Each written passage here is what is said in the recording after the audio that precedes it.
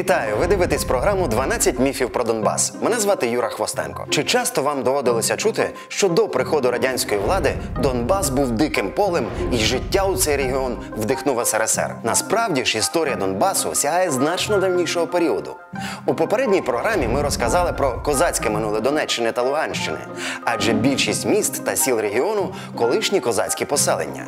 Сьогодні розповімо про європейські інвестиції в розбудову Донбасу.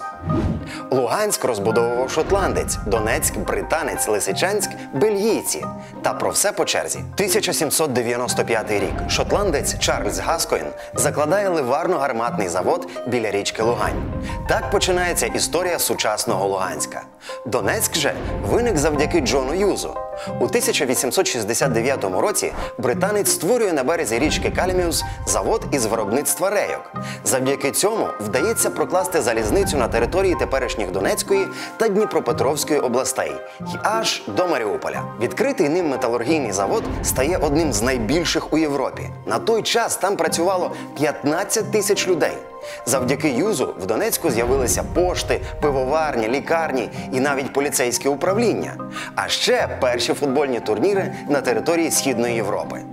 Крім британців, акціонерами ставали бельгійці, німці та французи. Російська імперія не могла освоїти ці землі самостійно, тому давала дотації іншим країнам на будівництво заводів та фабрик. У 1892 році німці на правому березі річки Кривий Торець заснували колонію Нью-Йорк, яку у радянський період перейменували на Новгородське. В українському Нью-Йорку звели машинобудівний завод і фабрику для виготовлення землеробських машин. Завдяки німцям в регіоні покращилось сільське господарство, адже із собою німці привезли плуги, нові породи свійських тварин і насіння. А ще, крім Нью-Йорка, заснували сотні колоній, які зараз є містами чи селами. Чи чули ви про бельгійський район у Лисичанську? У 2017 році він отримав премію «Бельгійська спадщина за кордоном». Це щорічна відзнака Фонду короля Бельгії для збудованих бельгійцями об'єктів у різних країнах світу, які збереглися донині. У 19 столітті Бельгія була найбільшим іноземним інвестором Російської імперії. Іноземна преса навіть охрестила Донбас 10-ю провінцією Бельгії. У той період бельгійці побудували в Лисичанську найбільший у Східній Європі содовий завод.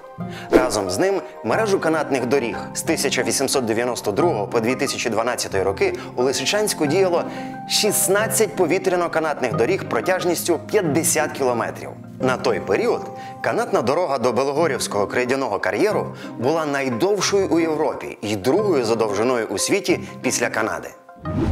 Бельгійці так дбали про своїх робітників, що звели у 1901 році школу для їхніх дітей.